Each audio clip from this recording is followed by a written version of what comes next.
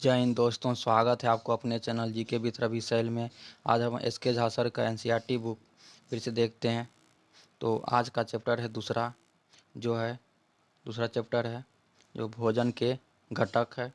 तो पहला क्वेश्चन है कि निम्नलिखित में से कौन सा खाद्य पदार्थ आहार फाइबर प्रदान नहीं करता है।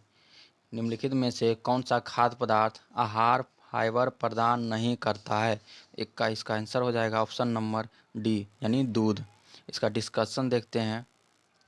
डिस्कशन है कि दूध से फाइबर प्राप्त नहीं होता है। आगे है कि फाइबर साबुत अनाज, साबुत दालें, फल और सब्जियां से प्राप्त होते हैं। आगे है कि फाइबर कार्बोहाइड्रेट एक ऐसा प्रकार है जो प्रायः पौधे की पत्तियां, तने, जड़ों में पाया जाता है। आगे कि इसके अलावा चोकर, साबुत अनाज, बीन्स प्रजाति की सब्जियों में फाइबर मौजूद होते हैं। दूसरा क्वेश्चन है कि निम्नलिखित में से प्रोटीन का कौन सा स्रोत अन्य से भिन्न है। अन्य से यानी अलग है। तो इसका सही आंसर हो जाएगा ऑप्शन नंबर डी यानी पनीर। इसका डिस्कशन देखते हैं। तो पनीर प्रोटीन का स्रोत है। यह दूध से प्राप्त होता है। चना, मटर, सोयाबीन ये सभी पौधे से प्राप्त होता है। सोयाबीन में लगभग 42% प्रोटीन पाया जाता है। आगे है कि मूंगफली, हरी मूंग दाल, चना तथा पनीर इत्यादि प्रोटीन के मुख्य स्रोत हैं। आगे तीसरा क्वेश्चन देखते हैं कि निम्नलिखित में से कौन सा पोषक तत्व दूध में नहीं पाया जाता है। इसका सही आंसर हो जाएगा विटामिन सी, जो कि दूध में नहीं पाया जाता है। इसका डिस्कशन देखते हैं। विटामिन सी जो है दूध में नहीं पाया जाता है। विटामिन सी संतरा, नींबू तथा खट्टे फलों में पाया जाता है। विटामिन सी का रासायनिक नाम एस्कॉर्बिक अम्ल है। आगे है विटामिन डी सूर्य के प्रकाश से अधिकतम मात्रा में मिलता है। विटामिन डी रासायनिक नाम कैल्सीफेरॉल। प्रोटीन से शरीर में मांसपेशियां का निर्माण होता है। आगे चौथा क्वेश्चन है कि नीचे दिए गए खाद्य पदार्थों को पढ़ें। है गेहूँ, घी, आयोडीन युक्त नमक, पालक। यानी इनमें से बताना है कि खाद्य पदार्थों में कौन सा ऊर्जा देने वाले खाद्य पदार्थ हैं। तो ऊर्जा देने वाले खाद्य पदार्थ हैं ऑप्शन नंबर सी यानी 1 और 2 यानी गेहूँ और घी जो है ऊर्जा देने वाले खाद्य पदार्थ हैं। इसका डिस्कशन है कि घी में अधिक मात्रा में वसा होता है और गेहूं में अधिक मात्रा में कार्बोहाइड्रेट होता है। आगे कि वसा और कार्बोहाइड्रेट ऊर्जा की आपूर्ति में शामिल होते हैं। आगे कि पालक और आयोडीन युक्त नमक में खनिज और विटामिन होते हैं। पालक और आयोडीन युक्त नमक में खनिज और विटामिन होते हैं। आगे कि पालक एक पत्तेदार सब्जी है जिसमें सबसे अधिक मात्रा में आयरन पाया जाता है। आगे है आयोडाइड नमक में आयोडीन की महत्वपूर्ण मात्रा होती है। यह घेंघा रोग को रोकता है। आगे पांचवा क्वेश्चन है कि रोगों के बारे में निम्नलिखित कथन को पढ़ें। तो ये कीटाणुओं के कारण होते हैं। रोग जो है कीटाणुओं के कारण होते हैं। दूसरा है कि ये हमारे शरीर में पोषक तत्वों की कमी के कारण होते हैं। तीसरा है कि ये संपर्क में माध्यम से दूसरे व्यक्ति में फैल सकता है। चौथा है कि संतुलित आहार लेकर इन्हें रोका जा सकता है। तो इसका सही आंसर हो जाएगा 5 नंबर का सी यानी 2 और 4। ये दूसरा है ये हमारे आहार में पोषक तत्वों की कमी के कारण होते हैं रोग। और ये है कि संतुलित आहार लेकर इन्हें रोका जा सकता है। आगे छठा क्वेश्चन है कि खाद्य पदार्थ में प्रोटीन की उपस्थिति का परीक्षण करने के चरण नीचे दिए गए हैं। तो पहला ऑप्शन है कि एक प्रखनली में भोजन की थोड़ी मात्रा लें और 10 बूंदे पानी डालें और उसे हिलाएं।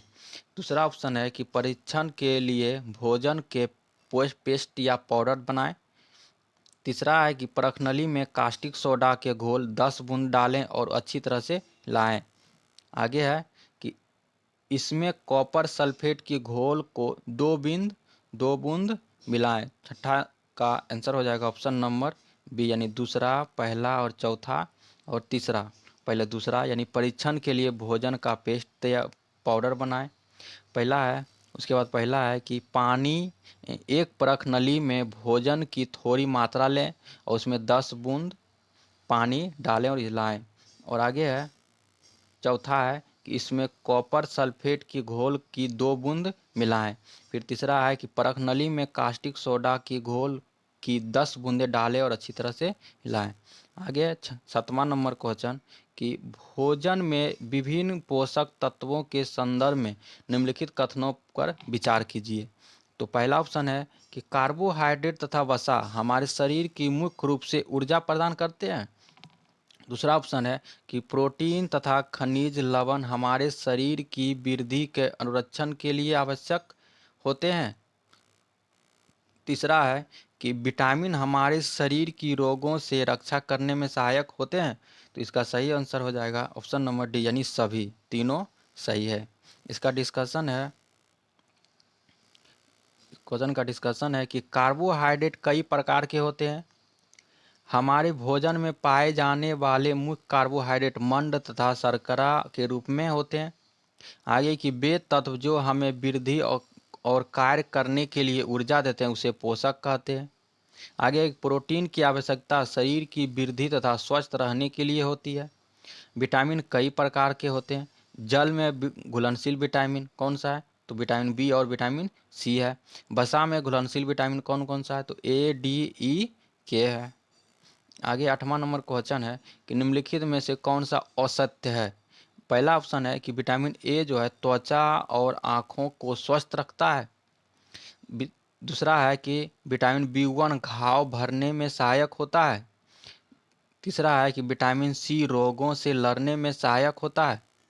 चौथा है कि विटामिन डी हमारी अस्थियों और दांतों के लिए कैल्शियम का उपयोग करने में हमारे शरीर की सहायता करता है। तो इसका सही आंसर हो जाएगा, इसका सही आंसर हो जाएगा 8 नंबर का बी, यानी बी जो है, बी ऑप्शन गलत है।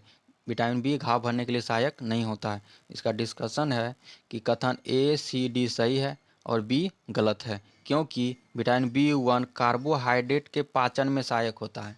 विटामिन बी1 कार्बोहाइड्रेट के पाचन में सहायक होता है। विटामिन सी घाव भरने में सहायक होता है। विटामिन सी घाव भरने में सहायक होता है। विटामिन सी भोजन पकाने में आसानी से गर्म से नष्ट हो जाता है। विटामिन ए की कमी से रतौंधी होती है। आगे है कि विटामिन सी की कमी से स्कर्वी बीमारी होती है। आगे है कि विटामिन बी की कमी से बेरी रोग होता है। आगे है कि विटामिन डी के कमी से बच्चों में रिकेटस रोग तथा वयस्क में ऑस्टियोमाइलेशिया रोग होता है। नौवां क्वेश्चन है कि मानव शरीर में धीमी वृद्धि निम्नलिखित में से किस कमी के कारण होता है? तो इसका सही आंसर है 9 का बी, यानी प्रोटीन। इसका डिस्कशन है कि मानव शरीर में प्रोटीन की कमी के कारण धीमी वृद्धि होता है। यदि प्रोटीन तथा कार्बोहाइड्रेट दोनों ही किसी व्यक्ति के आहार में लंबे समय तक अनुपस्थित रहे तो उसकी वृद्धि पूरी तरह से अवरुद्ध हो जाती है। आगे कि फंक नामक वैज्ञानिक ने विटामिन का खोज 1912 में की थी।